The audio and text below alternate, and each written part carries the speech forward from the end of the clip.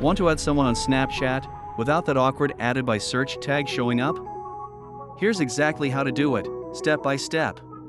First option, Snapcode. Ask them to open their Snapcode, then on your phone tap your profile, tap the little ghost or Bitmoji, and choose Scan from Camera Roll or point your camera at their code. When you scan their Snapcode and hit Add Friend, it won't show added by search, it just looks like you added them via Snapcode. Next, Quick Add. From the camera screen, tap the profile icon, then tap Add Friends. Under Quick Add, tap Add next to their name if they appear there.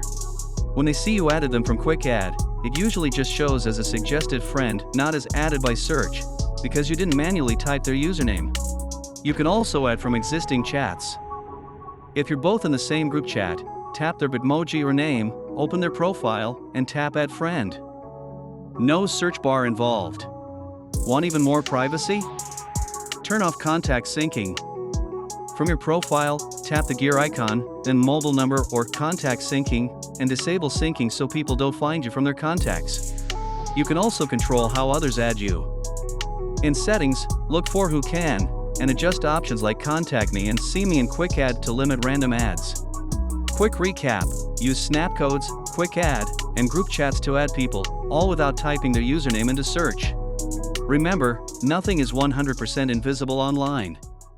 Snapchat's labels can change over time, so always assume people might see how you added them. Use these methods when you want to be more discreet, and always respect other people's boundaries when adding them. Hit pause, replay, and follow along step by step. For more quick Snapchat tips, tap subscribe and keep your snaps low-key and in control.